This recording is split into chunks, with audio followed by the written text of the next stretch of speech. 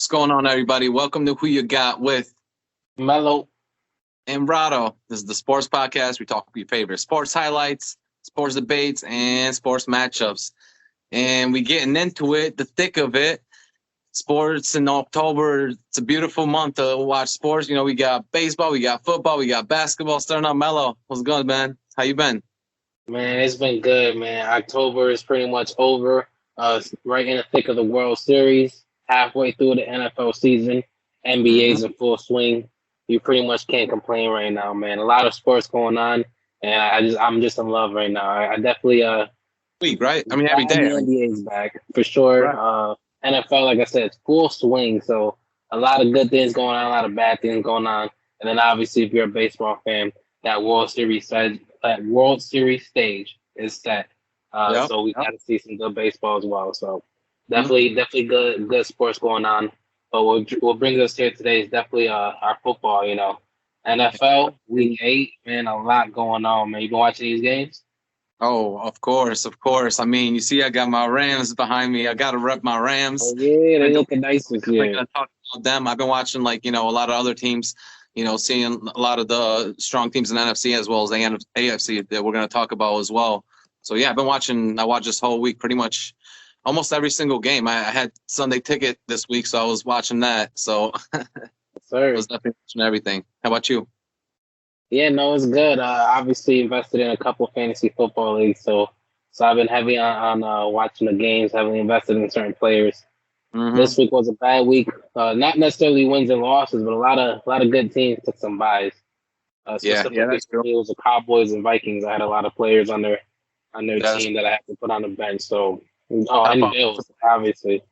Yep, Bills as well. Yep, Yeah, those are all top players on those teams. I mean, you got Diggs, you got Dak, you got Josh Allen, you got obviously Zeke. The two wide receivers and the Cowboys. You got Jefferson and Thielen. Yep, still got obviously, defenses. Three great defenses. Yeah. So it was a lot of people out. Yeah. I know because these teams were all doing pretty well. Like in the first, obviously quarter of the season, they definitely needed some rest right now. I feel like because as you see, there's a lot of other teams getting injuries, and we could definitely get into some of that as well. Some of the teams that have been getting injuries this week. But let's go through some of the matchups that have been going on. That we saw last week. Want to look at some of the favorite matchups of last week? Of course. We always got to talk about the games and the predictions that we made. We always go with the primetime games: Thursday night, Sunday night, Monday night, and then we pick a couple more that are good matchups. So we're definitely about to start with Browns versus Broncos. Definitely defensive game like we thought it was going to be. Browns are banged up on defense. No Baker. No both Hunt and Chubbs as running back. Pretty much OBJ's been playing unimpressive all year. They just got Landry back. But pretty much they just had to pretty much rely on, I think it was Case Keenum and the Ernest Johnson at running back. So I'll be honest. I personally thought that the Broncos were going to win. I thought they had a really good defense with the Browns being banged up. It was going to be a team of average players versus average players. And I honestly thought the Broncos had the edge. But the Ernest, no one expected him. My man came out for 146 yards. Destroyed the Broncos defense. Clearly, both teams are gonna, go heavy on the running game. Pretty much the Browns were able to get the edge a lot on that. It was still a very close game and a low scoring game at 17-14. But the Browns got just enough of what they needed to pretty much get the win. So definitely a great way to start off the week. A great game. Lot of surprises for people with Johnson coming out like that. But either way, it was a win to win, So the Browns needed that win, and it was a good thing that they got it. How you feel about that game? Yeah, I mean, I definitely agree with some of your points there. I thought it was going to be a low-scoring game as well. Like we both talked about it. I actually had this game perfectly predicted. I had a 17-14. I had the Browns winning this one, so I knew it was going to be tough for Case Keenum to just come in, out of nowhere and just start scoring points with the Browns. Like you said, yeah, it was tough out there, especially because it wasn't the best weather too. I mean, it was windy out there, when they were playing. So it was definitely tougher to throw the ball. I mean, a lot of the balls he threw were a little bit overthrown, so they actually did need that running game to step it up. And I mean, that man, Anders Johnson, he balled out. Like, you got to give him some props. Like, 140 yards out of nowhere. You know, you got Hunt and you got Chubb out, and you just come in and do that. I mean, I really thought the Broncos should have went to the run a little bit more. I thought that, you know, they didn't really run the ball at all. They had like 14 runs from their running backs all game. So they really needed to get the run going a little bit more in the beginning. I thought Teddy Bridgewater played pretty well in that first quarter, though. Mm-hmm. He brought the ball down the field, got that first touchdown, you know. So he started playing pretty well towards, you know, the second quarter. But then that one interception, I feel like that turned it for him. Once he got that interception, I feel like he couldn't get out of his head, and he started throwing shorter passes. I mean, it could be because it was getting windier, or it could be just because he got a little scared after that and saw that defense was coming after him. But one thing about the Cleveland defense is they were actually getting after him. Like, even though they weren't getting a lot of sacks, they had 4 total sacks, I believe. But they still had like 15 hurries. You know, they had him like running around like everywhere. So he still had to, like, you know, worry where if he was going to get sacked or not. He wasn't always in a perfect pocket, Terry Bridgewater. So I can't even say his name, Teddy Bridgewater. But Case Keenum came in, and he's what you need him, man. He's a backup, a serviceable backup that's going to come in, get you a few points to make sure that your running backs are getting the ball as well. And he can throw those screens. He can get those, you know, slants, you know, that most guys can. He's a nice, serviceable backup, you know, a guy that's a game manager. That's how I look at him, and that's what he is. For sure. But like you said, the win, they needed that win. They needed that win for sure. 100% needed that win. Case Keenum, honestly, if it wasn't for Johnson, then they definitely would have lost, I felt like. But their defense played pretty good. I mean, they had an interception, a fumble. Exactly, 14 points. So defense pretty much held it down, and they have a lot of people missing. Like, the defense is pretty mangled up. So I'll take it. No, for sure. I'll definitely take it. Bird is missing on that defense, and they got a lot of other guys. Bird's one of their safeties, so they're missing a lot of guys on defense for sure. I mean, especially in that secondary, couple in that front. Like, literally, the whole defense is just scattered out, just injury. So we'll see what they got to bring to the table next week. I was just a little bit upset about Odell, though. I mean, only 2 catches. Like, come on, he needs to get out of Cleveland, bro. Like, I feel like this. He's not either. He doesn't want to be there. I just don't. I mean, I feel like somewhere else he might be able to strive, but like, it's like we thought a few weeks ago, at least when we talked about Cleveland, I thought that he had a problem with Baker because, you know, they weren't really getting along at that time. Even before the season, they weren't getting along. So Baker wasn't throwing him passes. But you see, even Case Keenum, he threw him 4 targets, but he only caught 2 of them. Didn't really do much with it. He had like 20 yards. So I'm definitely disappointed in him. I think he needs to go somewhere else before this trade deadline. Like, they're not going to trade him there at all. Like, at this point, they're going to try to get Baker back, get Chubb back. I think Chubb might come back next week. They're just going to try to keep that team intact. There's too many weapons to make the defense spread too thin. Baker might come back in 2 weeks. He's not coming back next week. Only Chubb is, I think. Yeah, so, I mean, if they start losing a few games, you know, if they lose next week's game, and obviously we're going to talk about some of the other teams in their division, like Cincinnati and the Ravens, you know, they might just have a lost season this year and might have to trade him. I mean, trade deadline's next week, so after next week's games. So we'll see. Right. We only got a week to go, but they have been talking about it, though. That's not just like something I'm like. There's a few for sports. There's a few guys talking about it, and I mean, it would be smart for them to do, especially if they see that this year they're not going anywhere.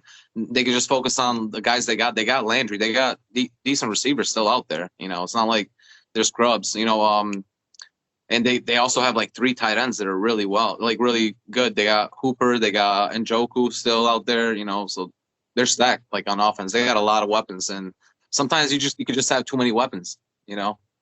Yeah, I feel you. Definitely get some weapons on the other side of the ball. See if you can get some. That's what I was thinking. Yeah. But that was definitely a good matchup and a good win for them. Yes, sir. Good way to start off the week. Obviously a great primetime game. Moves us on the Sunday night primetime game, Colts versus 49ers. That was a surprise. Colts ended up winning 30-18. Wentz actually did a pretty good job. Started off rough. Michael Pittman Jr., 105 yards with a TD. One of the Colts receivers pretty much went off. But I think the story of the night was just how unimpressive Jimmy G is. 181, I think, fumble and 2 turnovers or 2 picks. Yeah, so, like, what are you doing, bro? What are you doing? Only put up 18 points on the board. As a whole offense, they were pretty trash. Um, the Colts are coming back on the season. A bunch of needed wins. Wentz is looking pretty good. They're finding their offense. The defense isn't giving up too much. It was a pretty 30-18 win. I think that was a good win. Obviously shows the Colts. I think they won 3 in a row now. They're trying to get into a good stride, but the 49ers said Jimmy is not looking good. He hasn't been looking good all season.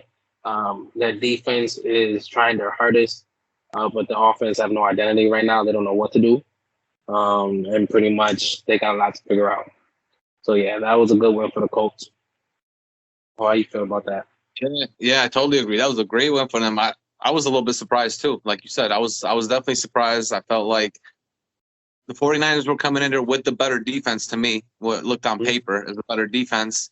I didn't think Carson Wentz at first was going to play that well. That's one thing for sure. I mean, especially because kind of bad too. They came down from a deficit. Bad too, and they were missing T.Y. Hilton this week. You know, last week he came in for them for the first time this whole season, and then he got re-injured. He had like a quad injury, so this week they were missing him, and they're missing Michael Pittman too, who's one of the other receivers. So you know they're missing two of their top receiving guys, and they're still like doing work like that, which is good. I mean, obviously we saw that San Francisco came out in a hot start. They were winning 9-0, so at first they weren't putting the ball in the end zone, but they were getting close.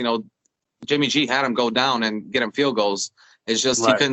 he couldn't finish it, and I feel like sometimes when you don't do it in the first couple tries, after that it gets a lot harder. Like at that point you just gotta you gotta put the ball in the end zone. That's what they say is like you need touchdowns. If you get especially you're getting to the red zone.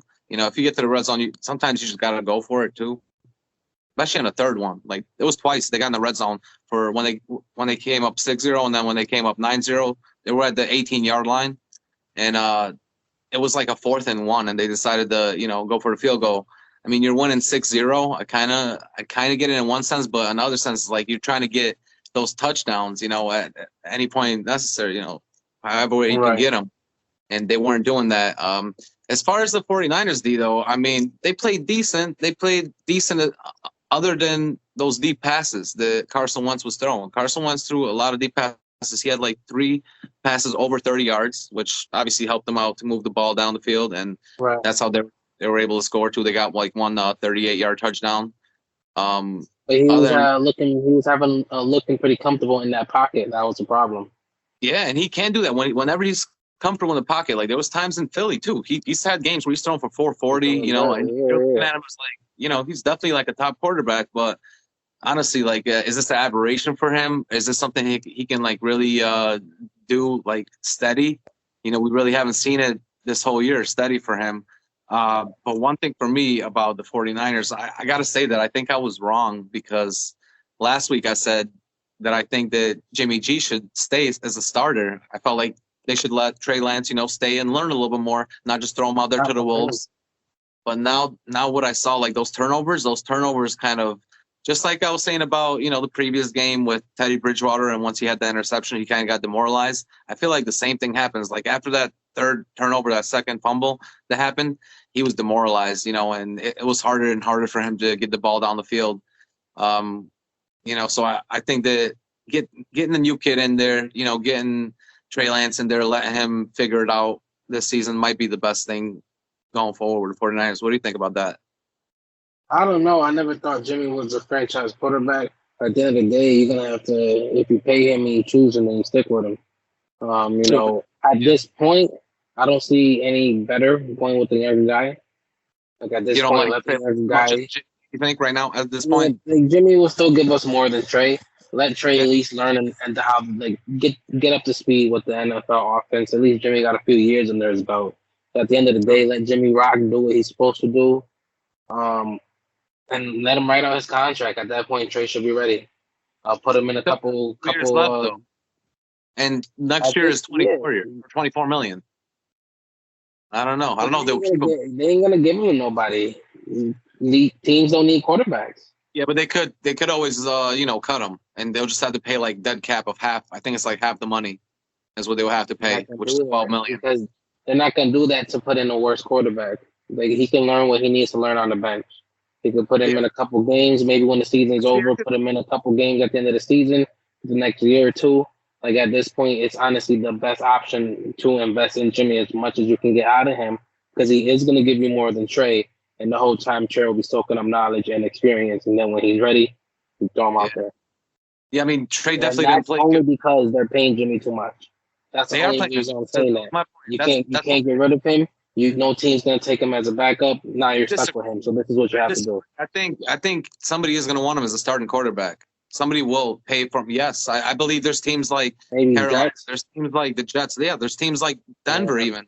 Denver even will take him as a starting quarterback. There are teams out there. So I do think there is some trade value for him. Maybe even a second rounder, third rounder, and maybe a player. I don't know. Honestly, he's worth like a second or a third. They traded him to San Francisco for a third and a fourth.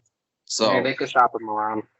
I think to be honest, he's not going to be on 49ers next season. I do think it's going to be Trey Lance. I mean, obviously, we saw Trey Lance play terrible against Chicago this year. I think it was week 2 when he just played bad. He looked like he was, stuck out there. Bad.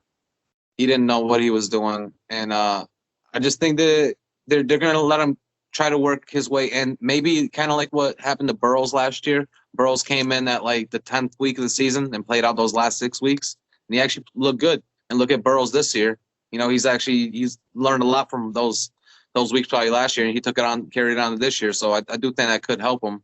If he starts once they start losing and they find out that they're not going to make the playoffs, which I don't think the 49ers are, I think it'll be helpful for Trey Lance to at least start a little bit more towards the end of the season and then just get rid of Garoppolo because it's going to be a distraction. Plus, even if you get a worse quarterback as a backup, you're probably only going to be paying like $4 million for him, so you save $8 more million. As a team, they'll be willing to do that, I think. Yeah, that's definitely a thought. You make good points. I could see it happening now that you mention it. There are a few teams that can get an upgrade with him at quarterback, so I see it. What about next year? Do you think he's a 49 Garoppolo? I mean, honestly, now like I said, you made a few good points. There might be 2-3 teams willing to trade him, pick up that salary, overall make their team a little better, at least be a little more competitive. Honestly, man, the Jets need him. Because the Jets at this point, they can't stop acting like that Zach's that man. He's not. They're like fucking 0-15 with quarterbacks. Just give it up. Like, I don't get it. Yeah, man. So, yeah, I can see it now. But it's not going to be easy. Yeah, no, definitely not. Definitely not. No, definitely not going to be easy. But it's going to be a bad team, yeah. Yeah, no, definitely is. And speaking of bad teams and quarterbacks who need to improve, Monday night game was Saints versus Seahawks. Yeah, that was a brutal 13-10. Yeah. 13-10 win for the Saints. That was brutal to watch. Russell, the worst to watch. And we knew it was going to be like that. Right. Life without Russell is pretty bad in Seattle. Mm-hmm. Geno's taking a lot of hits. That whole line couldn't hold nothing. Saints may play when they need to. They didn't play the greatest, but pretty much story of the night was Alvin Kamara. 20 rushes, 51 yards. Yeah. But receiving 10 receptions, 128 yards in the touchdown. One off, like I said, the Saints made plays when they need to. He and Teddy pretty much did what they needed to keep the chains moving, keep the ball going. Obviously, his yards after catch is ridiculous when it comes to Alvin. And obviously, he got the TD too. So he did what he had to do. He's pretty much the one that saved that game. Still ended up being only a 13-10 win. So obviously, you still know it was a rough game.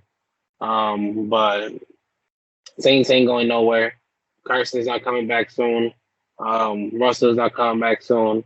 There's nobody to throw to DK. Geno got no O-line. He don't got no accuracy, and he can't even stay in the pocket. Their season's definitely over. They're going to try to bring Russ back in 2 games. They need a knot, pretty much. Just let him work his injuries out. The season's already over. But the Saints got a well-needed win, so that was a good one for them. I'll definitely give it up to them. I like what they're doing over there. Obviously, getting Alvin back is clearly a huge plus. So now they're going to be a lot more competitive with that. And we'll see what they do with the rest of the season.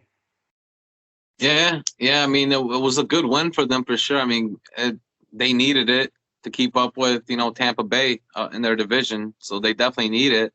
I mean, it's definitely not a pretty win. Like, a lot of the New Orleans wins haven't been pretty, though. If you think about it, if you look back at their games, their wins haven't been pretty at all. And to be honest, like, I kind of disagree with you on this game. It looked like, if you look at the game, the Seahawks should have won the game because Jason Myers, who's their kicker, he missed 2 kicks. So, and they were pretty easy kicks. One was a 44-yarder, the other one was like a 42. So they're makeable kicks. It's not. You're in Seattle. It wasn't raining. It was decent weather.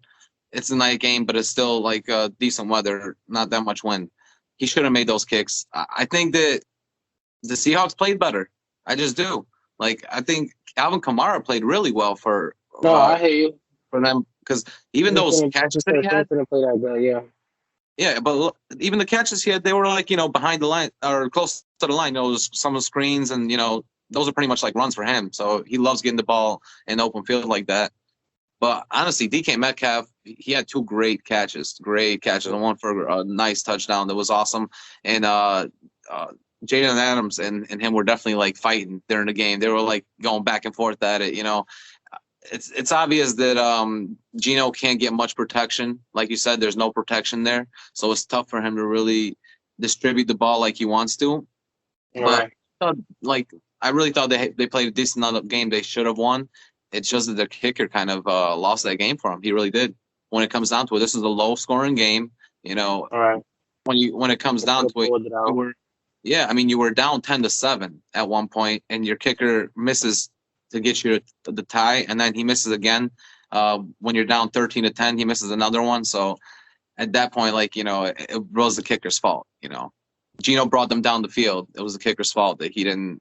That's his job. That's his job to kick those type of field goals. If it was 50, I would say, all right, that's a missable kick. But at around 40, that's a makeable kick.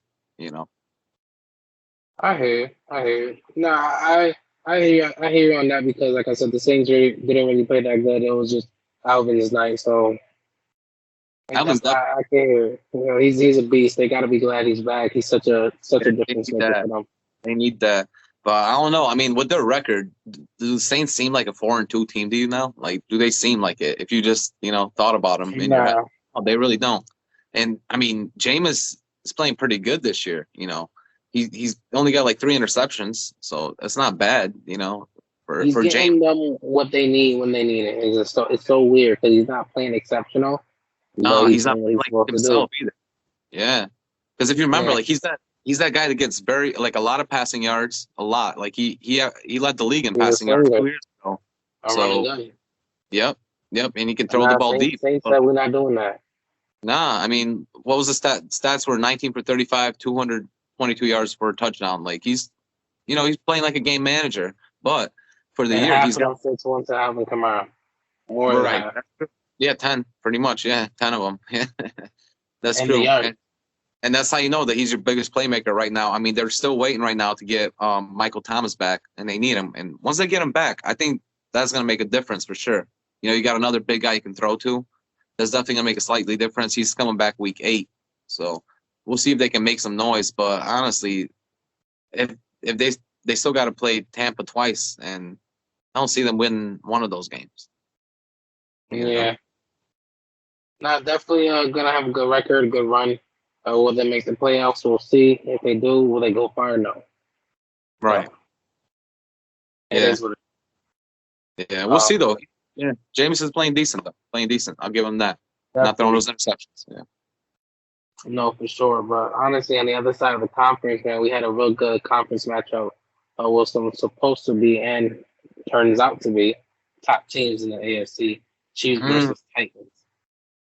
That was a good one. Ooh, 27-3 Titans blowout. What? It was a blowout, bro, from the beginning. 27-3. Chiefs basically had 67 yards of total offense in the first half. And also in the first half, Chiefs couldn't force a punt. Titans on both sides of the ball. They were absolutely ridiculous. It was 27 zip going into half. They ended up scoring 3 points. Obviously, Mahomes came out, but even before that, Mahomes is just looking human. And Chiefs defense is obviously still the worst in the league. What can you do, man? Yo, Titans is a secondary that's depleted, and they still came out and did that. He didn't want to throw on him. He didn't want to throw deep on him, Mahomes. I don't know. It looked like there was something wrong with him from the beginning, to be honest. Like, obviously, he came out at one point, too. He came out of the game at one point. For like, he got knocked up pretty hard.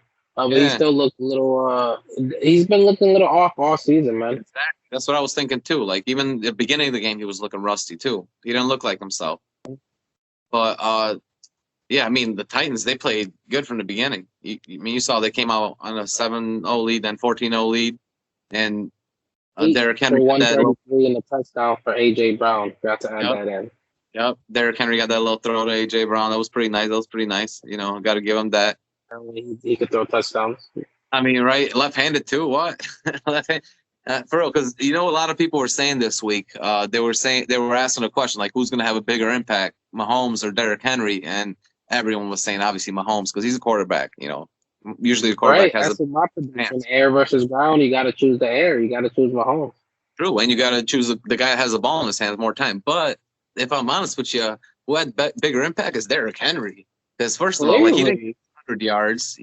He didn't, but he did get that touchdown, and he got a lot of runs that were for first downs. Like, there was a lot of the 3rd and 3s that he got for first downs. You know, he was getting the clock moving. Like, obviously there was something wrong with Mahomes, so there's no way they were coming back either way.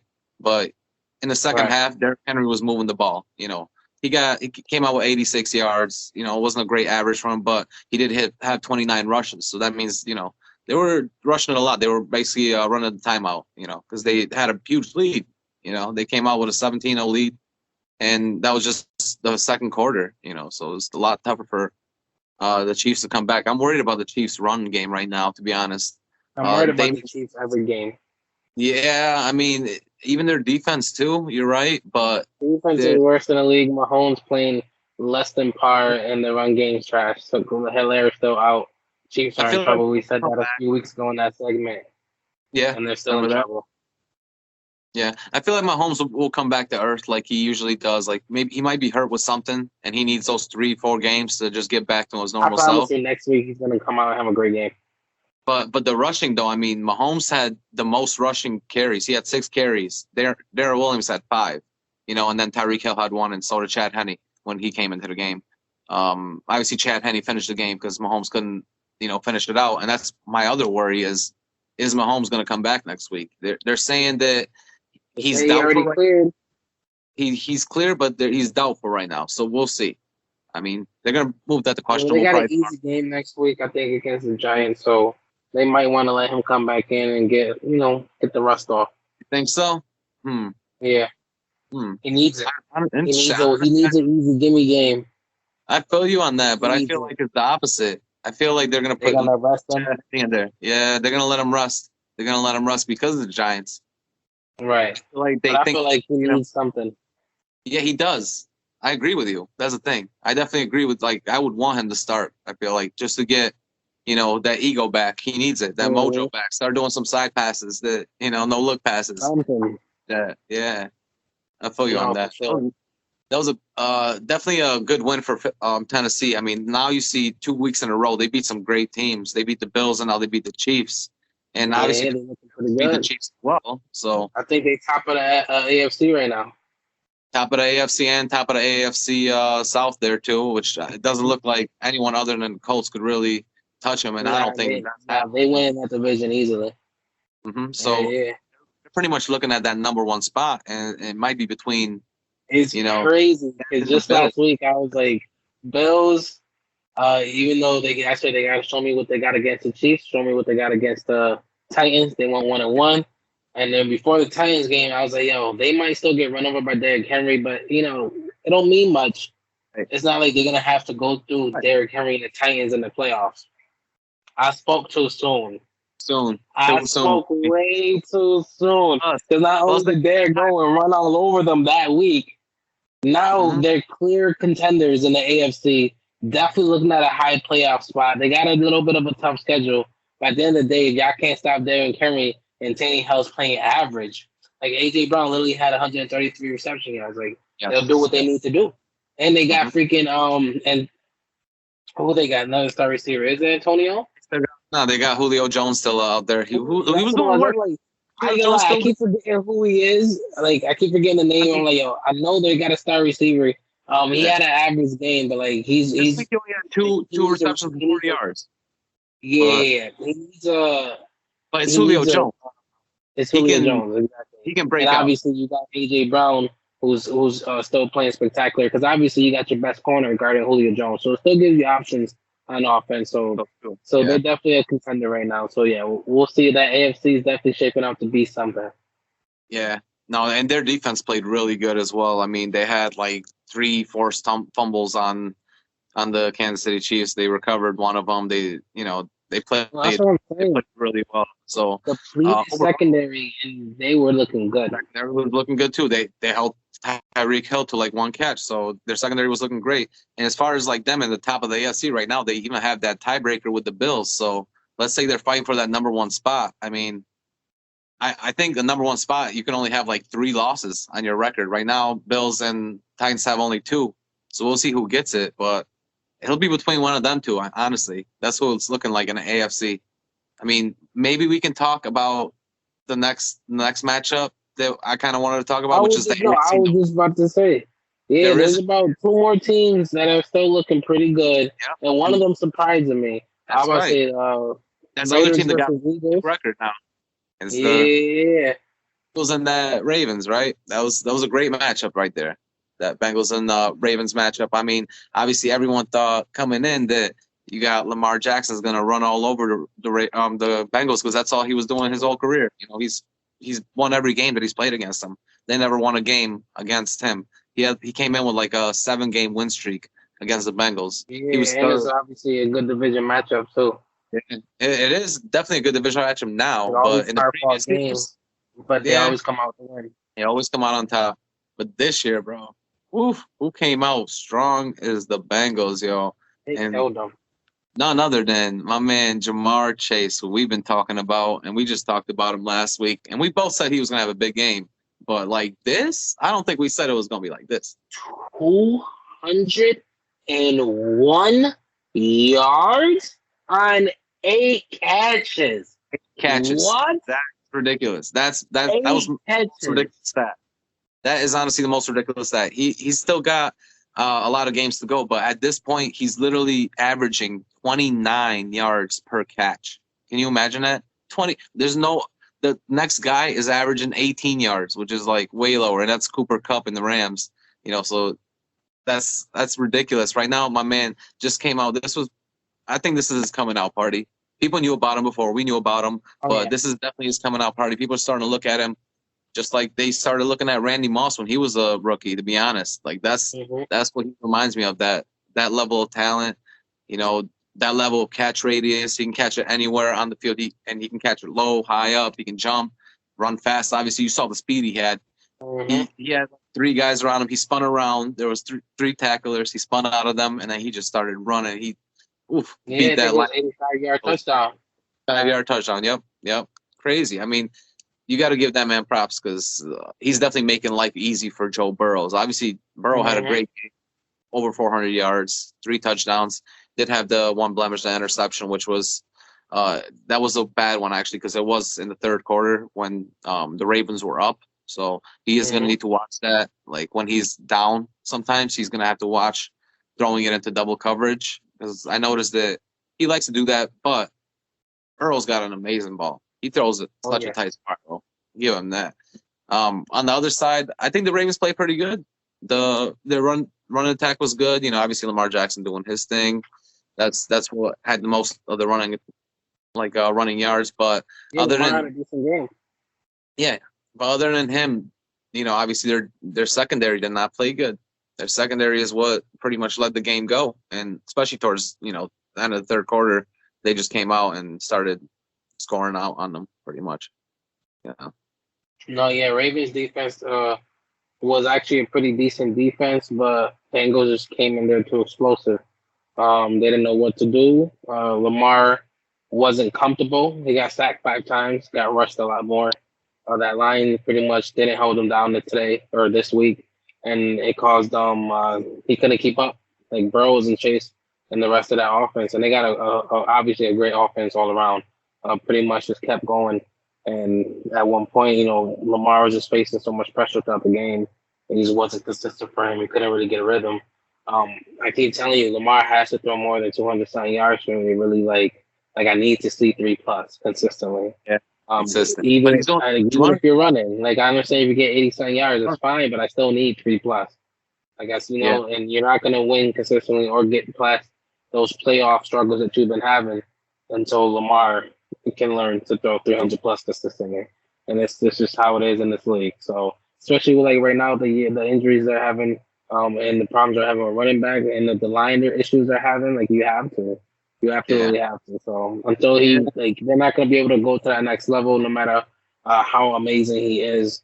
And they're going to keep being inconsistent by doing that because defenses will find a way to hone in, and pretty much it calls for 41-17 smackdown for 2 teams that were pretty much are in top of the East. So like there's a lot of teams right there on top still fighting for spots. That's what I'm saying. The Bills got a lot of competition. Titans got a lot of competition. Chiefs don't know what they're doing. But it's funny though because you said the Bengals versus Ravens, but I didn't even say that. I said Raiders versus Eagles. Oh, you said I was going to talk about the 5-2 Raiders. Yeah, 5-2. You talk about them too. I mean, they're without a coach for sure. Just one thing, real quick before we get done with the Bengals. I mean, at one point they had a chance to lose that game, though. It was 17-14 Ravens. So Lamar Jackson was playing pretty decent the first 2 quarters. It's just that when he was starting to get sacked, he started running more and more. He started just getting away from the pocket. He couldn't get comfortable, and at that point, it got away from him. I was just gonna say my problem with him is not even the yards, because like I can deal with 250 yards. My problem is the accuracy, though. He can't be less than 50%. Like when you're throwing less than 50%, that's terrible. You got to be at the high 60s. 65 is what. Well, maybe that 60% will get him to that 300, and that's what he needs to do. Yeah, he still threw 31 passes. He was 15 for 31. It's enough for him to get the 300. He always throws short passes for 31 at least. He's at least 35 to 40. Yeah, I agree. Yeah. But he does run it a lot. He gets like 12, 15 runs a game. So that kind of brings him lower. 84 yards, obviously, he's still a threat. He's obviously a magician with the ball in his hands. Yeah, I agree that he needs to throw that. He needs to throw those 300, but I need to see 300 with a good passing percentage, not 300 with terrible passing percentage. No, I feel you. His problem in the playoffs. His problem in the playoffs was his passing percentage. He could never get over 60% in the playoffs. So we'll see what happens with them. They're having, like you said, a few problems at the running back position, but I feel like now Le'Veon Bell's starting to come back, look more and more. He's starting to learn the offense. So we'll see if they start to push him back in there. But, yeah, I mean, it's a good matchup, and I can't wait to see the next one between Bengals and Ravens. That's going to be a good one. But obviously they're playing another time of the year. But obviously, like I was saying, tough AFC right now. Raiders versus Eagles. It was a 33-22 win by the Raiders. Even without Joe Gruden, I kept saying we got to see how they look. They now 2-0 without him, and I'll be honest, they're looking pretty good. That offense is hitting on all cylinders. Carr got 323, pretty much 31 for 34. Second best percentage ever behind Drew Brees with 30 passes attempted. Right. And obviously, I think he had 2 TDs. Great game. He couldn't miss. Clearly that offensive scheme that they're now trying is fit perfect for him. Mm-hmm. He's hitting his receivers wherever he needs to. He's getting good pocket. At one point, they went on a 30-0 run. What can you say? Eagles are looking pretty bad. Jalen Hurts don't really have much to go with. No type of line. Couldn't be comfortable. The whole line's trash. The D line's trash. Miles Sanders went out. The whole defense is trash. He tried his hardest. They came up a little bit. Ended up making a 32-22 game or 33-22 game. But when you get 30 unanswered points by a quarterback who literally he missed those three passes in the first half in one drive, I think. So literally, besides one drive, he was absolutely perfect. Your 30-0 run of points, you're not going to win that. But Jalen's trying his hardest, man. He obviously got a few weapons, but Philly's just so inconsistent on all sides of the ball, just because they have injuries suck. I get it, but the defense is already a little. He didn't want to really give. Yeah, definitely. Definitely. So Sure. with no offensive line, running backs going out, obviously even defenders going out. It's not looking too good for the Eagles. I feel like this is literally their story, though. This is what happens all the time. They got a decent team, hit with a bunch of injuries, become a little below average, and pretty much that's all they can do. And at this point, with a league or with a division with the Cowboys looking how they look, you're not gonna get into the playoffs like that with that 8-8 record anymore. Yeah, not the way the Cowboys are looking. That's for sure. Right. I definitely agree with you on some things there. I mean, we looked at the previous game with Lamar Jackson. I mean, if you look at Jalen Hurts, he had a very similar game to Lamar Jackson's game. He had around like 250 yards, but he was rushing the ball a lot. He had 13 rushes for the 61 yards, and that's because, like you said, his line wasn't playing good, and Miles Sanders went out. That was my biggest point right there. Is once Miles Sanders went out, they actually played pretty decent. The whole first half they played decent. And that's because they had Miles Sanders. They had Jalen Hurts actually playing, not sloppy. He wasn't throwing it deep. He wasn't, making mistakes at all. He was being a game manager, and they were managing to keep it, a close game. Obviously, it was tied up in the middle of the second quarter, but then those 30 unanswered points, man, that's what killed them. Like you said, if once a quarterback goes perfect, that's a perfect drive. It just demoralizes you once. He does it again, demoralizes you again. He does it a third time. It's over. At that point, it's like we can't do anything. It's like the defense is just like, what can we do to stop him? Like, we'll try anything, but they just couldn't. I mean, obviously, like the Raiders' offensive game, like you said, was pretty much perfect. Other than that one little interception that Derek Carr threw, that was pretty late. It was a tip. It was a little higher. It seemed like it was a little bit higher on the wide receiver's hands, though. I don't know if it was fully catchable, but it was a tip. You're right. So we can't really blame it on either. Or I just thought that I was looking for Josh Jacobs this game, to be honest, and they didn't push him out there. Like, they had Kenyon Drake out there who played good. He got a touchdown. He had like over 70 yards. He's a good reception running back. On that too, yeah, he was getting like receptions. I think he had like 4 receptions. But I mean, my man Josh Jacobs, he's supposed to be their like lead cowboy. Like, he's supposed to get those rushes, and he only had 6 rushes. This game he had the touchdown in the goal line in the fourth quarter. But that's not the offensive coordinator's style anymore. John Gordon's not running the show. That's my problem, because Josh Jacobs is a type who very much reminds me of a Derrick Henry. I mean, obviously they went to the same school, so they remind me of each other like that, Alabama. But Josh Jacobs is a big guy. They can run over guys, plus he's fast. And if you remember him last year, he had over like 1,200 yards last year. This year, he's not even looking like he's going to get close to 1,000, to be honest. He's looking like he might get like 900, maybe 800. So I think that he's taking a step back, which this is his 3rd year, and you would think as a running back, 3rd, 4th year, you should take a step up. I don't know. I feel like they should use him differently. That's my only problem, because I mean, think about like in the playoffs, you're going to need to have a good running back and a good defense, and they got the good defense. The Raiders do got a good defense, but the running back is, iffy right now. That's a fact. But if Derek Carr can play like this, shit, he's a beast. Now, as long as that offense keep clicking like it is the last few weeks, I mean, supposedly only going to get better. You know what I'm saying? So that's a fact. The AFC is looking pretty tough, but it's looking pretty difficult right now. Mm-hmm. That's true. But yeah, well, let's get into some questions that we had about this week's, this week's topics. I mean, obviously a lot of storylines going around in the NFL, and let's get into some of these questions. What we got this week? It's funny because all of our questions actually center. I didn't notice till now. center around the last few games we talked about, including basically the AFC. Yeah, we pretty much answered some of them, but let's just go through them real quick and see exactly. So it's funny, of course, how it all came about because it seems the theme of this episode is the AFC ain't looking too easy right now. The top AFC right there, yeah. So the first question is: are the Bengals a serious contender? Joe Burrows, Jamar Chase, Joe Mixon, T. Higgins, Tyler Boyd, and C.J. Ozema, the tight end. They're all looking pretty good right now.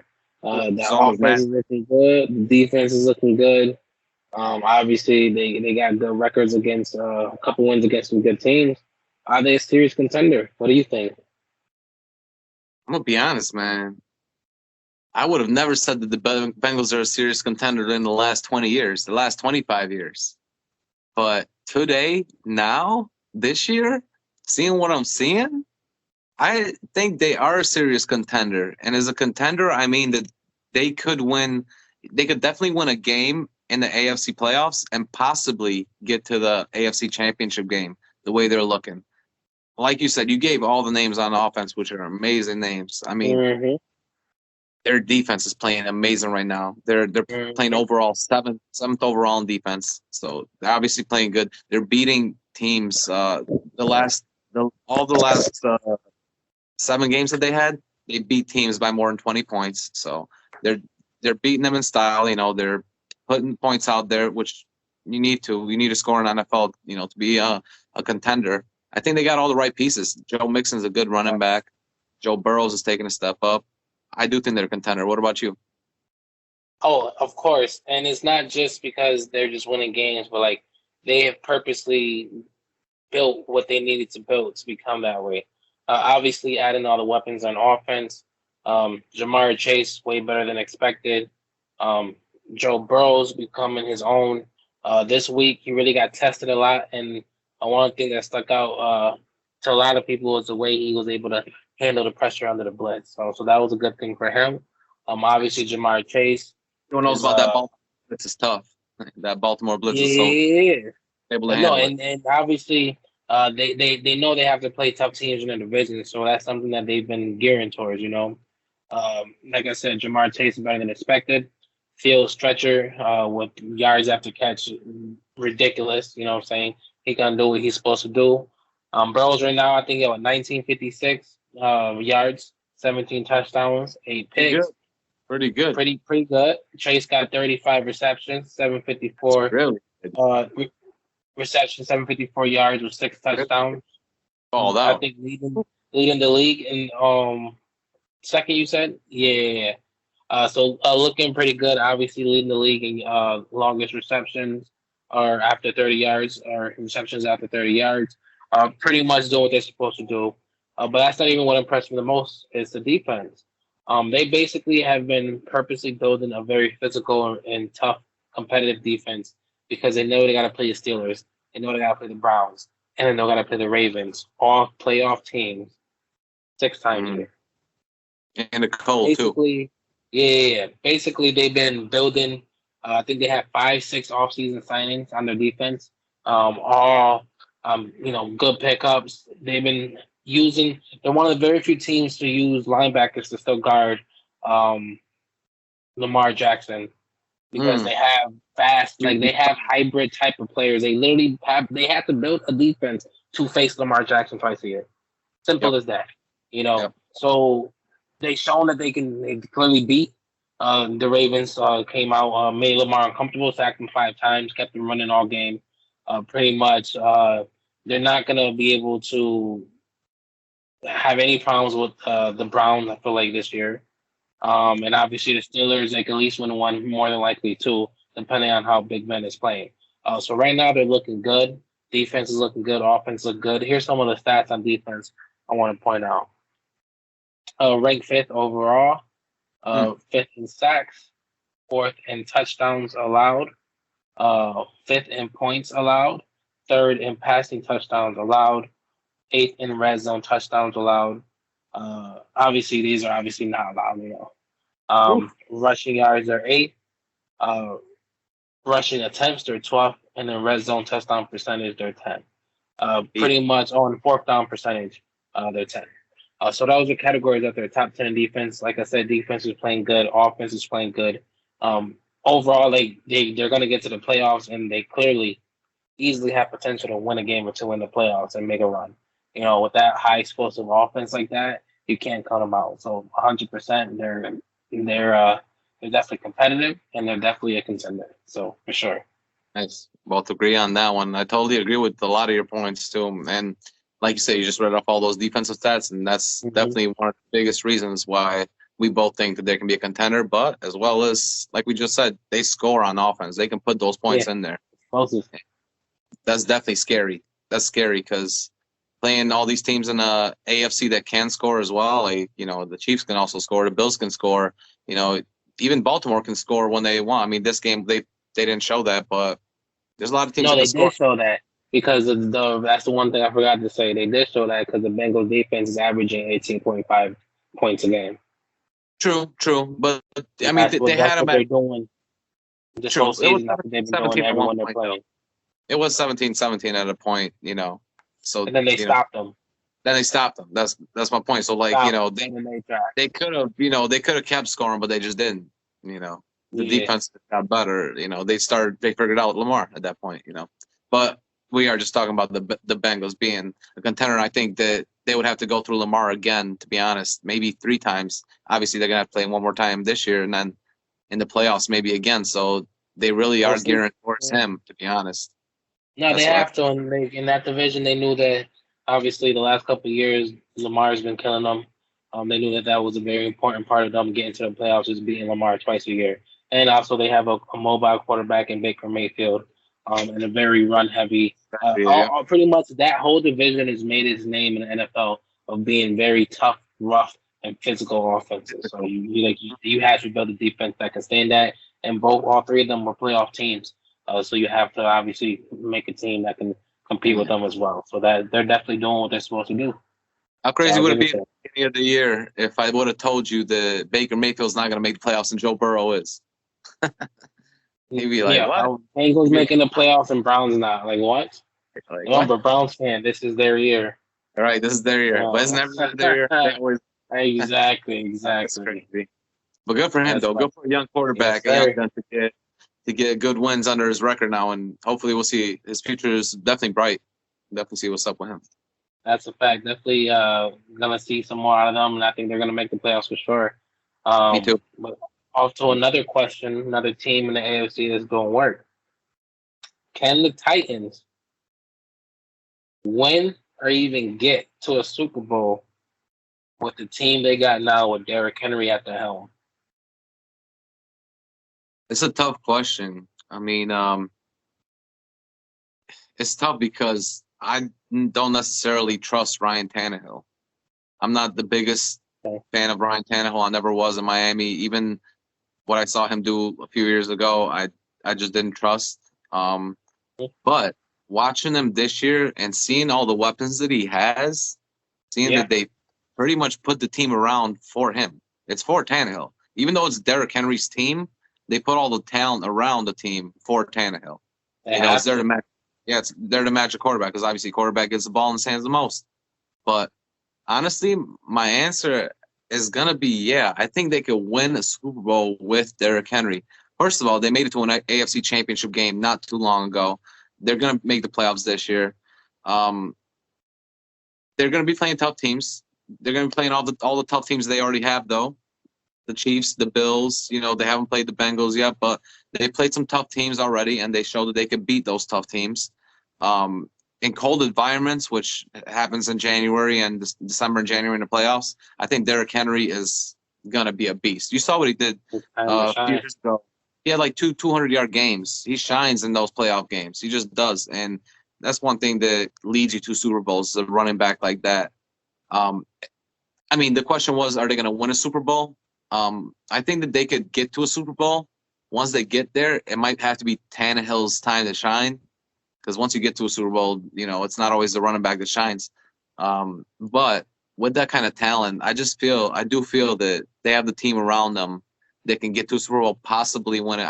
I would say that maybe not against a top team like my Rams or the Arizona Cardinals, but possibly against Right.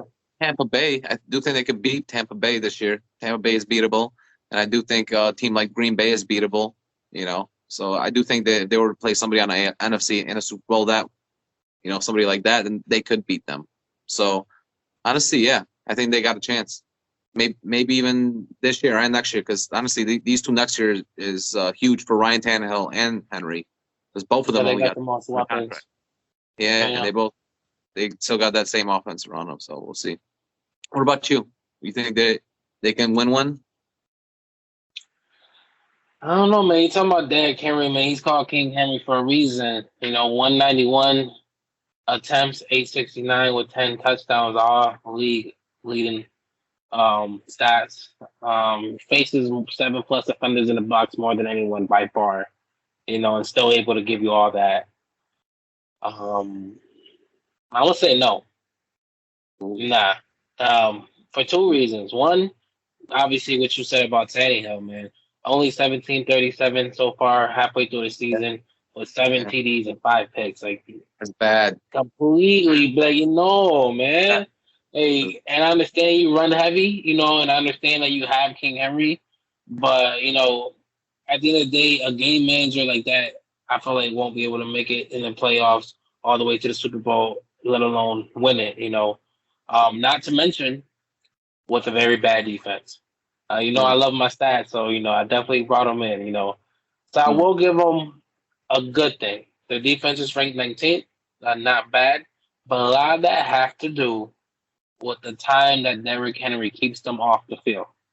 It makes sense. They are ranked third in points, and that's probably the only good ranking they have, and that is because they don't spend much time on the field. But even while they're ranked third in points and don't spend much time, here are the other rankings. They are 26th in yards allowed, 28th in passing yards allowed. Secondary is horrendous. 26th in passing attempts. They just get thrown on all game. 30th in the red zone attempts. Once the teams get down there, they do whatever they want. You're not going to win playoff games, and you're not going to win a Super Bowl being that bad defending teams in the red zone and defending teams in the pass. You can't keep counting on Derrick Henry to do what he's supposed to do. I don't think Tannehill has the cojones to take that team to the promised land in a important game, no matter how many weapons he has. Will they make a run in the playoffs? I'll be honest, you know what? Maybe they can make it, but like we just talked about, the tough teams, they got the Bills, the Raiders, the Ravens, the Bengals. Like, they beat the Ravens. I mean, they beat the Chiefs too. But can they do it in the playoffs? Are a lot of different, You're right. And You're right about that. I'll be honest, like I'll give Derrick Henry almost on every offense, and I'll be honest, 10 times out of 10, I'll give him against the Bills. So I'll say yes to the Super Bowl. Not a big percentage on that, but I will give it a yes because at the end of the day, Derrick is Derrick. But they're not even close to winning. No. At this point, with the teams, I still don't even think they can make it. I'm gonna say no. We could probably revisit this week, 3 more weeks and see. But at this point, I feel like they just two other teams that can go out there and pretty much draw all over their ass and get a high. You know what I'm saying? Like, it takes Derrick Henry 10 rushes in 4 minutes to get a touchdown, and these niggas just got in 3 throws in 30. They're not gonna be able to keep up with some high scoring offenses and that the AFC have right now. So I say no. Yeah, that might be a problem, but I mean, one thing about them though is I know like one reason their defense is doing a little bit worse and they get thrown on a lot is because they're actually leading a lot. Like a lot of these games, they're leading, they're coming out hot. Like, and once they get a lead, teams got to come back on them, so they throw the ball and they kind of play a little bit more prevent defense. So like some of those stats are a little bit misleading, but they're definitely like lower end of the spectrum on defense. Obviously, they should be ranked around where they are at 19th. Seems about reasonable for them. I just do think that because they got a decent run defense. I'll give them that. But they got a decent run defense. Once they score, once they get up by 14 points or 21, like there's been a few games where they've been up on teams by 21 points, and they kind of start letting teams get touchdowns on them. They start letting teams score on them, but as far as Derrick Henry, the reason I said that they could possibly make it again to the Super Bowl is because they've already shown that they can make it to the AFC Championship game with this team pretty much, and that's without Julio Jones. Like, yeah, maybe a little bit slightly worse defense, but they got a defensive coach. You would think that he could, step it up a little bit and figure it out. I mean, I don't know what's up with, but he definitely needs to figure it out. I totally agree with you that they're on the lower spectrum, but I think that some of the stats, like the passing, like the yard stats, are misleading. I think the total defense, they should be ranked around 19th for sure. Yeah. Okay. I hear you. I definitely think they can make some noise, just not enough to get to the Super Bowl per se. So let me bring like four teams real quick. Do you think they could beat Baltimore Ravens again in the playoffs? Yes or no? That's In the a playoffs. 50-50 shot because if Lamar's hot, All so right. So that's how a about the Bengals? Do the Titans beat the Bengals? no. Because they got to be okay. So that's a no. So what about I don't know. Let's Give let's me the put. Bills. Say the Bills. I was gonna say Bills. Bills. I mean, you Yeah. think the Bills? Okay, so that's one. Yeah. So we got one. Yeah, and let's put You the can't stop Chargers. my man. Let's put first the Raiders. Do you think the Raiders? Raiders and Chargers, both of them. I say no because the Raiders are hot on offense. They're not stopping them. So we got one team that they could beat. So they need to beat two teams at least to make it to the AFC Championship game, or if they have the bye week, That's what I'm saying. Like, Super I Bowl. don't think they can make it all the way to the Super Bowl. Yeah, I think they do because they've already shown that they can do it before they've gotten to the AFC Championship. Plus, they beat the Bills and the Chiefs this year to me, so that kind of gives them a little bit more ego. That was a good question, though. That's a great question. I mean, it's tough to know these things because obviously, like running backs are not the star. Like they're not the main focus on the team. Yeah, it's a throwing league. Yeah, And when it comes to playoffs, that's what I said. That's why the Ravens struggle. That's why the Titans can't get past the championship because you can't rely on the run. In the maybe. playoffs, especially with an average or below average defense, you can't rely on your run. You got to be able to go out there and throw. I feel like you can because they got there relying on their run. Derrick Henry, that one, like when they got to the AFC Championship game, he had two 200-yard games. So you can rely on your run to get at least there. But past there, we'll see. Past the AFC Championship, I don't know. It's a good one though. It's a good question. No, definitely a good question. Definitely a good question. Obviously, like I said, they're all geared around the AFC. So it brings us to our third question, which is a team that we haven't talked about yet, but we basically brought up a lot. The Bills, Buffalo Bills, hometown favorite. Are they a favorite where we're staying right now? Are they a favorite to win the AFC? What do you think?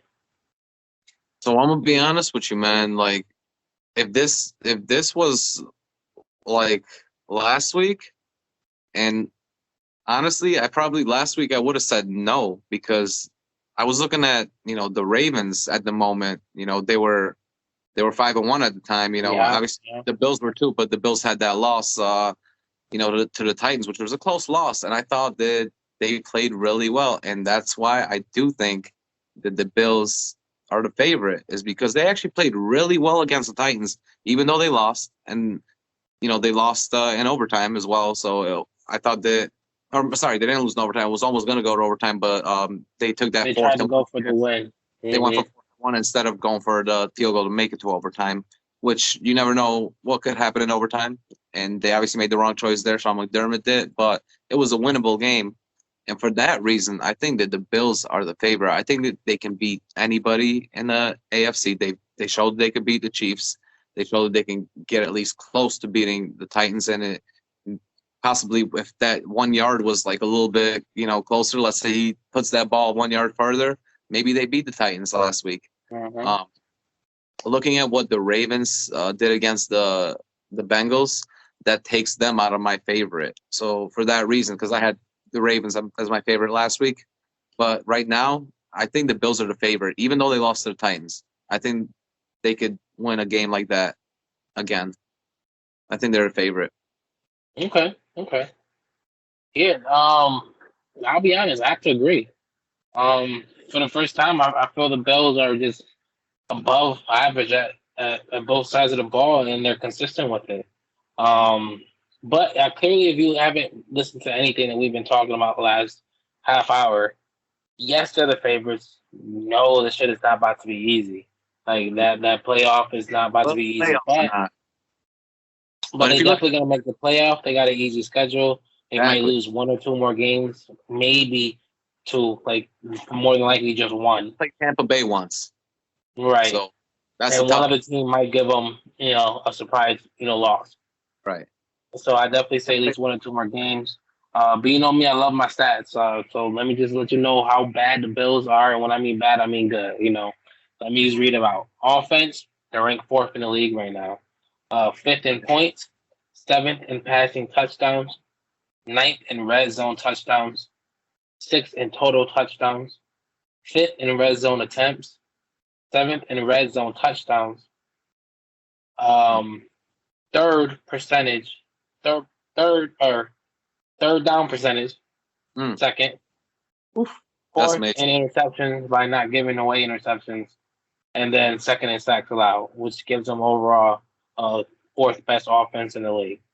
They got one of the best offensive lines in the league. Yeah, He stays Josh up on. Allen pretty much gets a good pocket. Don't even have to worry about their unimpressive running game. They're still doing what they got to do, and Josh Allen is just looking exceptional. Defense is ranked second. Defense is where their bread and butter is this year, and they're looking very, very good. A couple blowouts in there, obviously holding their opponents to a lot of low points and low yardage. Sacks. Yep. Sacks are first. Turnovers are second. Points allowed are first. Red zone percentage are fourth. Red zone touchdown percentage are second. Total yards are second. Passing yards are second. Passing attempts are first. Total touchdowns are fourth. Red zone touchdowns are second. Pass completions are first. Pass touchdowns are fourth. Rushing yards are first. Rushing attempts they're first. That's rushing crazy. touchdowns they're fourth. First downs they're first. Third down conversion they're fifth. And fourth down conversion they're third. Dang. The word is prolific. Prolific they're defense. Playing fucking prolific on defense. And that's the part that makes me keep. They're still a favorite. Like that basically, offense can be nobody can score, hit or miss, but pass on them, nobody can run on them. At all. They're looking very, very good, and those aren't. There's nothing you can say, not you, but anyone, to skew those stats. Like they're playing just great on both sides of the ball. A very easy schedule's helping them out. Obviously they've shown that they can get to the AFC Championship as well. So they're definitely going to. Make some noise, and at this point, the way the Chiefs were my favorites before them. Now the Chiefs are looking bad. The Bills are the clear favorite to win the AFC for me. My only thing, like I know you said you can't skew the stats, but my only thing is that they do have the easiest schedule in the NFL. Yes. So you know what? You're right, because that does skew the stats. A 40-0 blowout on the Dolphins. Of course, your defense is looking amazing. I mean, yeah, they play the Jaguars. They still got to play Miami a few times. The only tough games they really had this year was the Chiefs, the Titans, and Tampa Bay. And obviously they lost to Pittsburgh in the first game. But first game, you're just figuring things out. So you don't really know what's going on. But that's my only thing to skew those stats is they are playing a little bit of easier teams now. But you got to play who's in front of you. And they're beasting on whoever's in front of them. They're just beating them. And like you said, all those stats, they're amazing. Nobody can pass on them. Nobody can run on them. The third down percentage for their offense, that's amazing too, because they're obviously keeping the ball moving. They're having long drives, scoring long drives. And the one thing that I love about these Bills that I haven't seen too many Bills teams before is they can score. Finally, the offense can score. There was always trouble before for the Bills. Like they can never score the ball. They always get close and kick field goals, and they have like a low scoring average around like 18 points a game. But now these Bills right now they're like 26, 27 points a game. Crazy. Yeah, I think they're close to 30 or even over 30 at this point this year. I think they might be at like 27.8. I thought. Okay. 7.8. I think it was. Yeah. Close to 30. Yeah, for sure. It's still high as hell. So yeah. Sure. No, for sure. Average. Yeah. No, definitely AFC is competitive. Great baseball, a lot more back. I said great baseball, and I want to correct myself and almost said basketball. Great fucking football. Obviously, it's looking a Just lot more for, competitive, and right at this point, that's a conference that's looking exciting for the playoffs coming up. I mean, yes, but then again, I mean, if you look at the NFC, there's some exciting teams. I know we didn't get to talk about it because this week we definitely focusing a little more on AFC, but you still got great teams. You got Tampa Bay, you got the Rams, you got Arizona, you got Green Bay out there doing work. So you got like a lot of good teams out there too. Oh no, for sure. And yeah, let's see if a couple of them teams come up in some of these games we got coming up this week. Obviously, gonna go over our primetime games and a few more that we'd like to choose. You actually, yeah. Speaking of that, you actually mentioned one. First game on Thursday night coming up is Packers versus Cardinals. That's what I was just going to talk about. Is that one's Yeah, gonna tell us a lot about definitely a good the game. NFC. You want to go Yeah, ahead? for sure. 7-0 versus 6-1. Obviously, Packers came out flat in the first game. Aaron's been looking MVP caliber since then. Kyler Murray got MVP caliber play all season. So pretty much high power offense on both sides of the ball. Scoring 30 plus on the reg. Pretty much can Aaron keep up? Is the question without Devontae Adams. That's the problem. That's the really, really big difference maker. To me, that's why I got this going to the Cardinals 37-31. It's going to be a shootout. Obviously, I think he's getting Lazard back. What's his name? The one with the hyphen name. Scan something. And they still got Halley scanning or whatever, scaling. Yeah. Scaling. So, he still got some weapons, and he could do what he needs to do, but I don't think he's going to pull away with this one. I think Cardinals are still nice on defense, obviously, and I think Kyler Murray just has a little bit more weapons and has a better, I don't want to say better day, but I think the Cardinals has a better day, and they walk away still undefeated at 8-0. 8-0, the Cardinals. What Who do would you have think? thought? Who you got? I know, right? If you're right about this, I mean, nobody would have thought. I don't think. I mean, obviously, that division itself. I mean, you got just the Cardinals division. You had Seattle and the Rams in that division. Nobody was really looking at the Cardinals. But honestly, I see this game a little bit different than you. I mean, I do know that I agree with you that Devontae Adams is going to be a huge missing piece for Aaron Rodgers. But they're already talking that possibly he might be back. He's questionable, so it's unsure if he's going to be back. Nobody knows, but it's huge for them. They still got Randall Cobb, who's been playing really good this year. As far like for his age, he's playing really well. I think they need Aaron Jones in this game. They need Aaron Jones to have a big game. I know that everyone's going to want to see, Aaron Rodgers versus Kyler Murray. They're going to want to see him air it out. They want to see each quarterback get 400 yards each, and that could happen. But for me, I think that the Green Bay Packers, they win this game if Aaron Jones gets over 120 yards rushing. If he can get over 120, they can easily win this game. And the reason is that obviously they're going to be able to keep the ball away from Kyler. That's the way that you win the game. You don't give them that many possessions. The Cardinals have been beating teams by 35 points or more. Five times they beat teams by 35 points or more. So, and they're scoring 30 plus on a regular. Scoring 30 plus, and that's the reason that they're winning is because they're able to score many points. But like I said, if they can get that rushing game going, Green Bay, they keep Kyler Murray off the field a little bit more. I do think that the Green Bay Packers defense is playing pretty well. They played pretty well all season. Even the game they lost, the first game I thought they played pretty well. It was winnable. Obviously, Aaron Rodgers, he had to come back from behind twice to win games this year. But I think that for this game, if what Packers do and they do how I look at it, how I look at the game as it is, I think that they can run all over that Arizona defense and get those what Coach Rado says. Yeah. Coach Rado's telling them run that ball, give it to not Aaron Rodgers, give it to your running back and run it down their throat. Give it to the other Aaron Jones. But I think the Packers win this game, honestly. I got this game a little bit lower than you, lower scoring. It's going to be like 28-24 for me. Packers win this game in a tough one. And you think the Packers defense can hold Kyler that bad?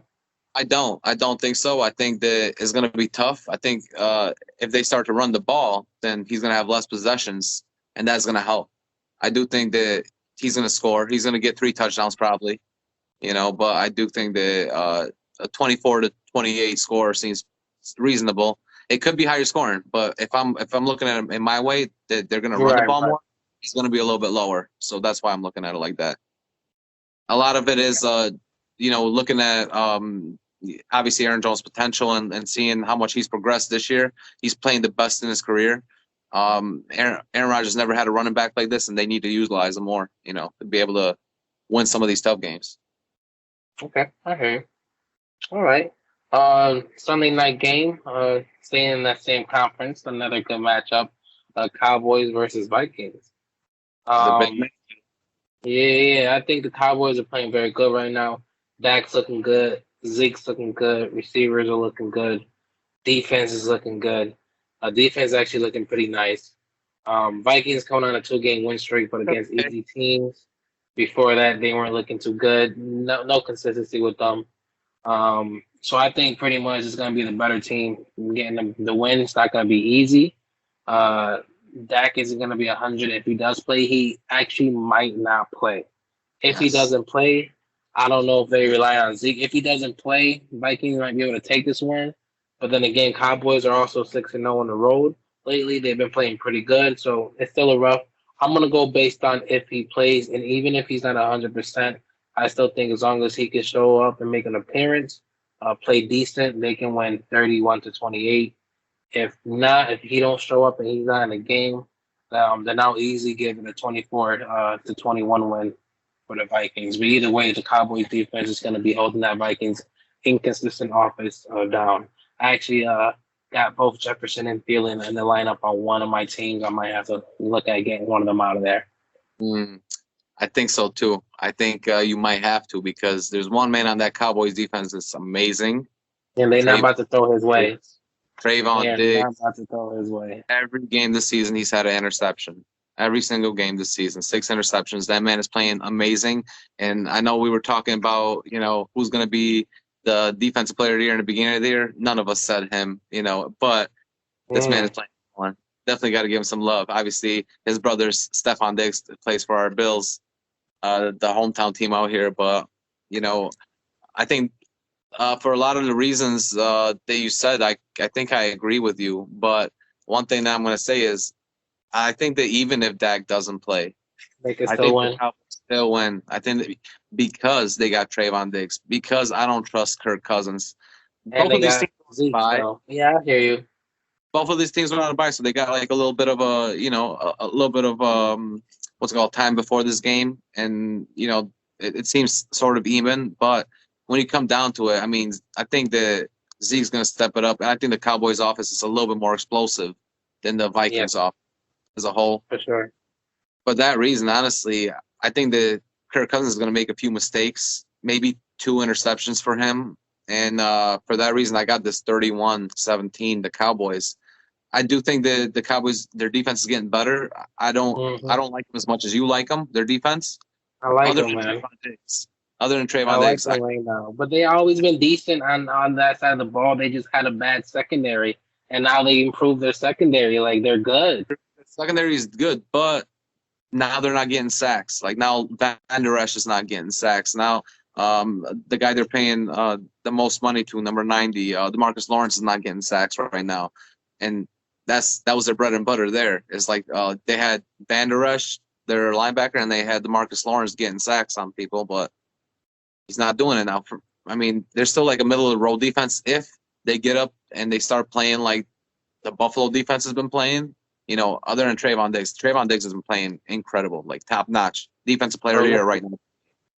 But if they start playing like Buffalo, I think they could be the top contender in the NFC. But even for that reason, I don't think they're top in NFC right now, even with their record, to be honest, just because of their defense.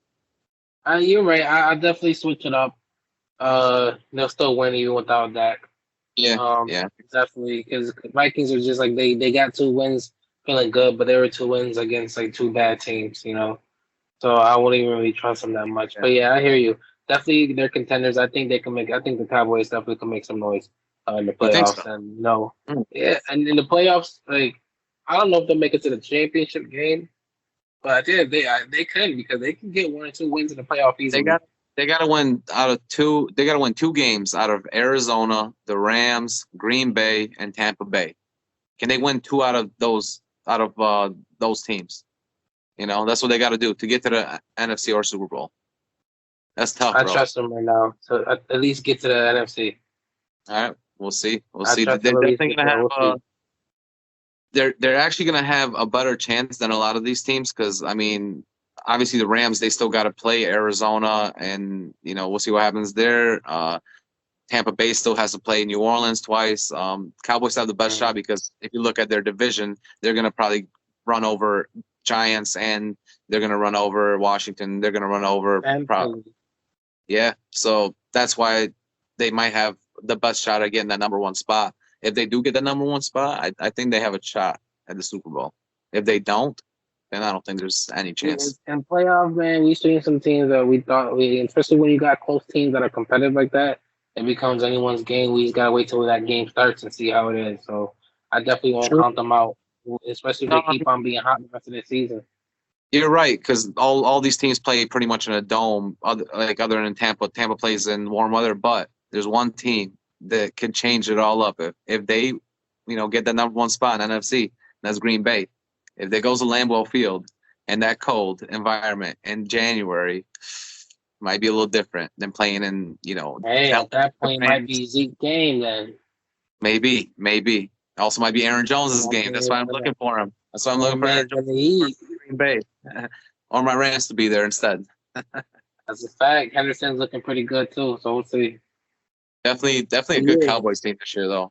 Yes, sir. Yes, sir. Definitely a team I'm looking forward to. And every year is their year, like most teams say, but this year could be their year. Thing. Right. They're saying that for 25. Yeah, that's a fact. That's a fact.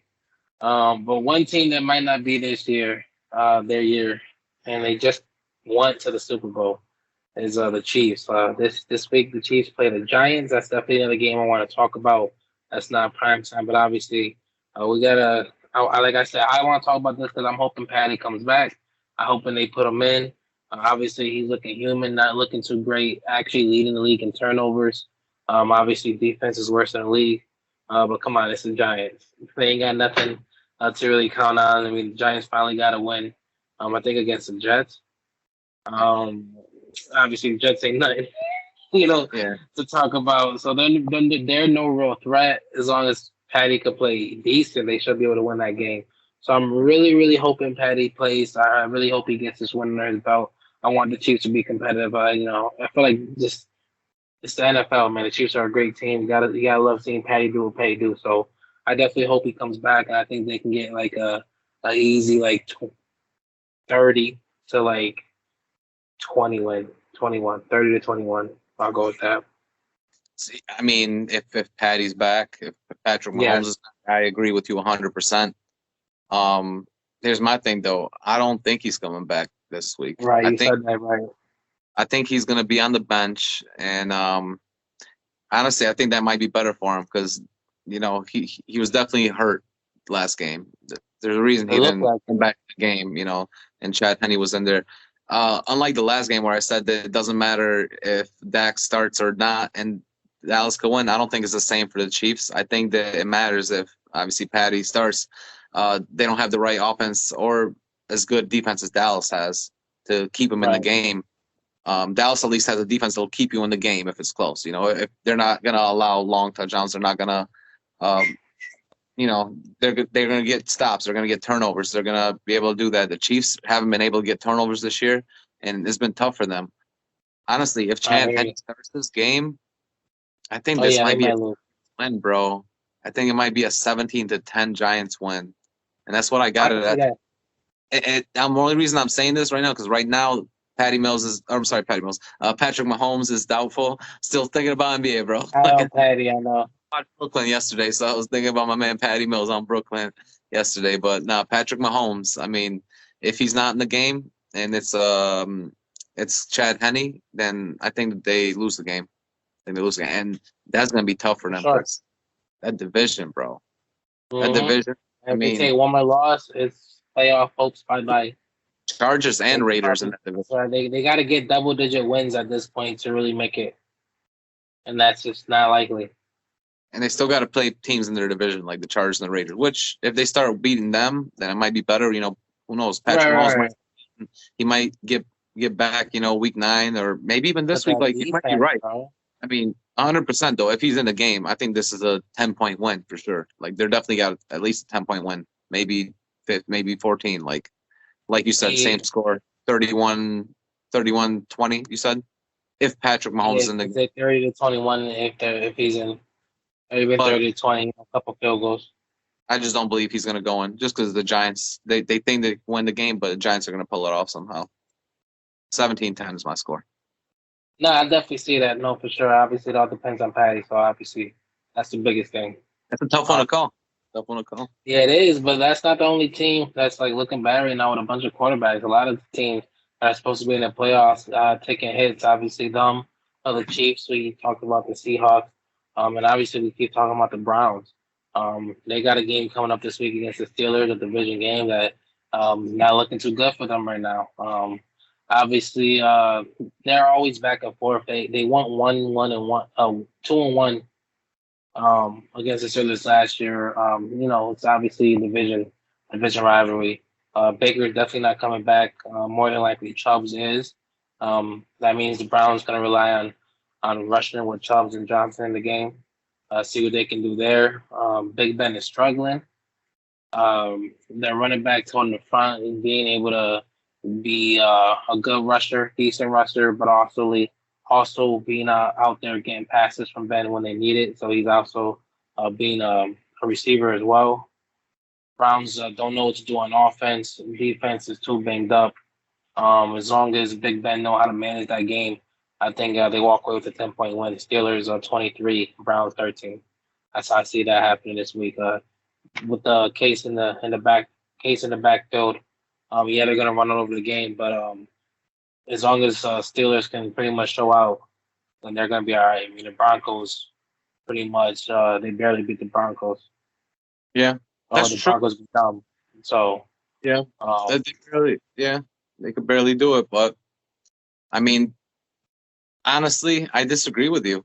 I think that this game, I think the amount of time that the Pittsburgh has compared to the amount of time that Cleveland has is going to make a difference. I mean, obviously, Pittsburgh is playing on 1 week time, and they got 10 days to prepare for this game in Pittsburgh. They played on Thursday night, so they have a little bit more time.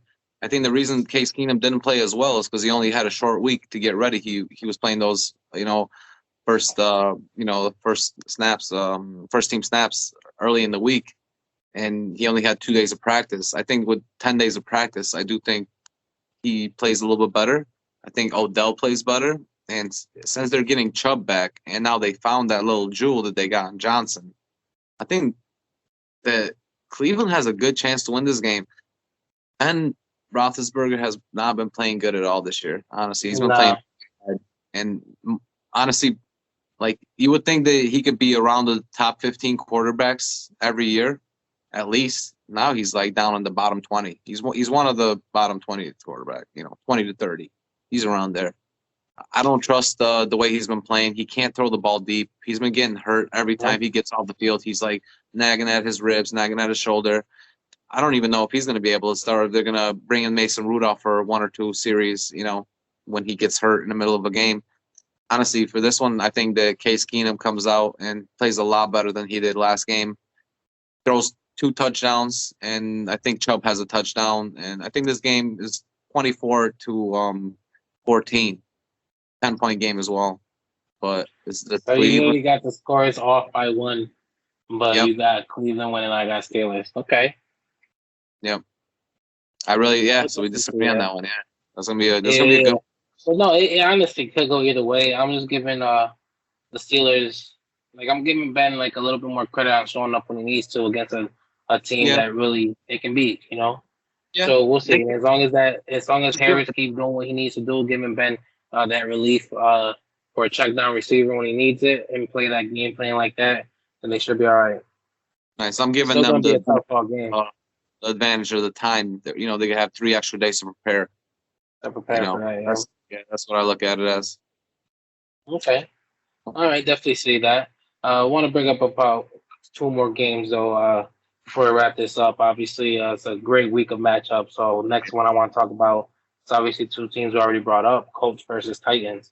King Henry is king. Obviously, leading rusher in the NFL for a very good reason. But Colts just won 3 straight, I think. Wentz and the Colts are kind of looking good. But then I definitely think the Titans walk away with that one. It's obviously always low scoring, close games with the Titans. So definitely going to be like 27-23. But their defense was so disruptive last week against Lamar. So it's hard to see Carson Wentz get any comfort in that pocket this week. Obviously, trying to play with everything being disruptive on a team that pretty much is running all over you. Obviously, like I said, Titans are looking hot right now. You can ride King Henry through most regular season games, so he for sure is going to do his thing. Obviously, you got a lot of weapons over there on the Titans side as well to rely on. So Tannehill can do what he needs to do to manage the game. So I still think against a beaten up Colts defense and an average offense, they're definitely going to get that one. Yeah, honestly, I need to see more from Tannehill this game for sure. I want to see him air it out a little bit more and give the ball a little bit more to Julio Jones. He can. And obviously, Derrick Henry's going to do his thing, so I'm not even worried about him. Exactly. I just don't think Carson Wentz is going to do what he did last week. The Titans got 5 sacks on Lamar Jackson, and the Colts offensive line is not that great. Trash. So Carson Wentz gonna have a long night. Yeah, I could easily see them getting 5 more sacks this week. Honestly, that's going to be huge for them. That's a huge part of their defense is getting sacks. Their defense needs to play better. Like we've been saying, the Titans' defense needs to play better since they have a defensive head coach. You would think that they would already, but I'm looking for this to be a big game for Ryan Tannehill. I think he's going to go over 300 this game. Air it out to A.J. Brown and Julio Jones, and he's going to have a decent game. I think hopefully Henry does work too because I got him in a few fantasy teams as well. Need that. So I got this one. Honestly, I got this one a blowout. I think this is going to be 35-10. Oh wow!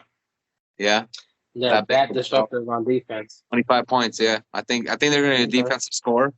They'll be able to. At least Tannehill is going to be able to get 2 to 3 touchdowns, possibly 3, with Derrick Henry getting one. Yeah, you at least got to try and get him going for sure. I just don't trust the Colts offense right now. Without T.Y. Hilton, without their other guy, Pascal, I forgot his last name, but they're missing 2 of their top guys right now. So I don't trust their offense. They still got Jonathan Taylor, good running back, but. Right. It's just not that they're not gonna be able to beat a Titans team. I definitely hear you. No, for sure. Titans. Like I said, I don't think they can make it to the Super Bowl, but it's definitely a scary team. They could pretty much ride Derrick Henry to the playoffs easily. Yeah. I mean, I think they could make it to the Super Bowl, man. I don't know. It depends on who they play. In the AFC Championship. Hey, it's all about the matchups and who.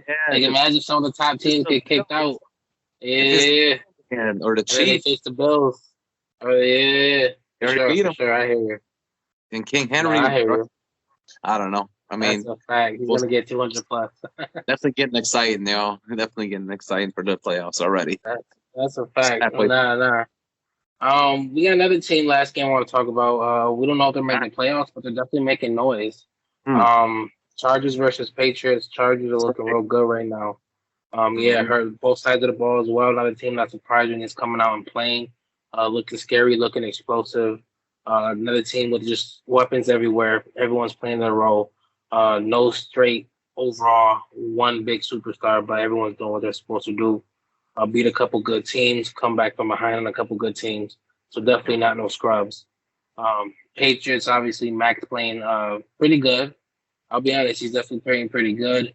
Doing a lot better. He had a good showing out against the Jets. It was him that played the Jets. That's what it was.